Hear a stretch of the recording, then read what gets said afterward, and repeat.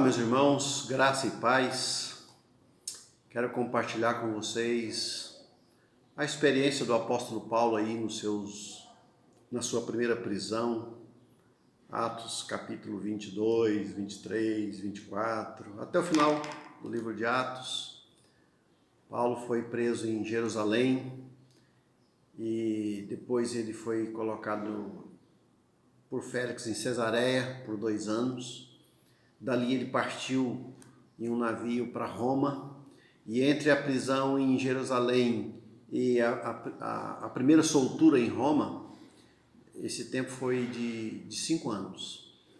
Depois ele é solto em Roma e no final é preso novamente e aí ele morre. Mas nessa primeira prisão, algo que me chama a atenção é que quando Paulo vai para Cesareia, porque ele fica ali aos cuidados de Félix.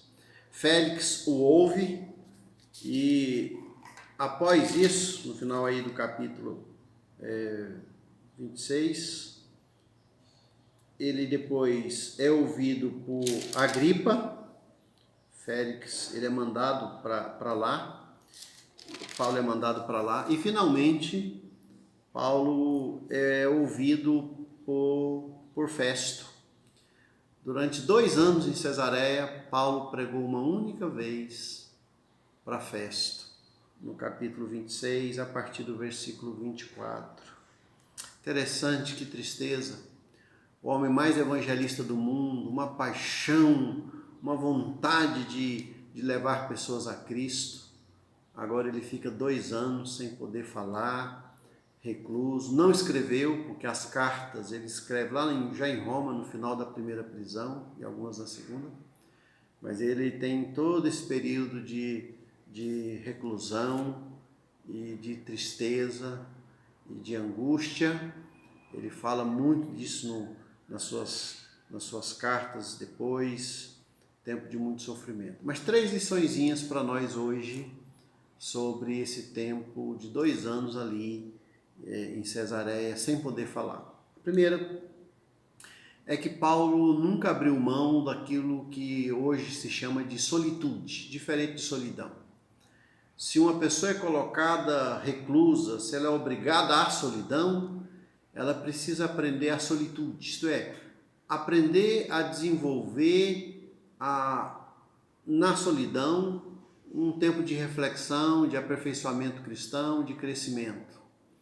Solitude, diferente de solidão. Solidão é forçado, solitude é uma vontade de ficar só. Todos nós precisamos de ter esse tempo de solitude. Jesus ia para o deserto para conversar com Deus, ia para os montes, ia para o Getsêmani ali para conversar, e isso é muito importante. A gente desenvolver nesse tempo de pandemia um tempo de rede, de ler a Bíblia, de sentar na cadeira de descanso e fazer as devocionais um pouco mais longas, de conversar com Deus, de ler bons livros, de refletir sobre a palavra. Esse é um tempo bom de solitude. Paulo nunca se desesperou na prisão, nunca ficou pior, nunca entrou em crise. Ele entendia que Deus tinha um propósito até naquela reclusão. Segunda lição é que Paulo nutria no coração o mesmo fervor evangelístico.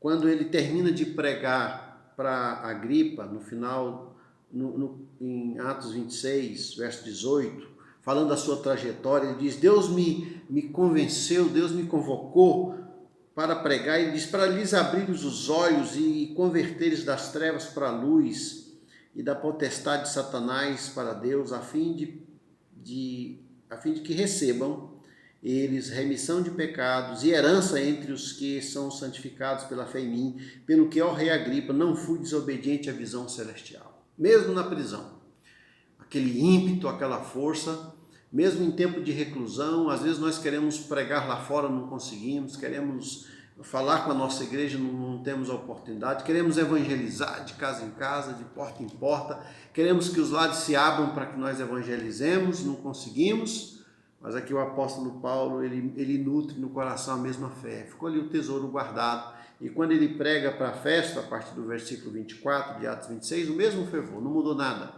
Tanto enquanto jovem, mesmo velho, Paulo tinha o mesmo ímpeto evangelizador, a mesma força, o mesmo Espírito Santo. E nessa pandemia nós preservamos na alma, vamos guardando para falar aquilo que Deus colocou dentro de nós. Terceira lição, Paulo entendia que Deus estava no controle de tudo. No capítulo 27, verso 24, Deus fala para Paulo assim: não temas, é preciso que compareças perante César. E veja, aqui o apóstolo Paulo entendia que nessa prisão, que duraria 5 anos, Deus tinha um propósito, ele deveria se apresentar diante de César, deveria se apresentar em Roma. E após conhecer os romanos, ele sai da prisão, ele escreve uma carta para os crentes ali. Sem isso, nós não teríamos a carta aos romanos.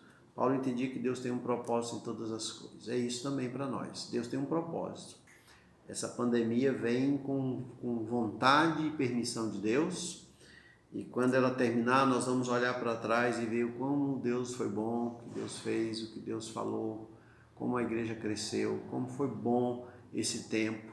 E em Deus tudo tem um propósito. Fiquem animados, meus irmãos, meus colegas. Deus tem um plano em tudo, Deus está no controle de tudo. Quem sabe essa pandemia dura menos do que esses 2 anos que Paulo ficou recluso em Cesareia. Seja quanto tempo for, nós vamos aprendendo a crescer na solitude, nós vamos guardando no coração a mesma fé vibrante para falar, e nós vamos nutrindo a convicção de que Deus está no controle de cada dia, de cada número. Deus controla todas as coisas. Deus abençoe o irmão, o colega, as igrejas, em nome de Jesus.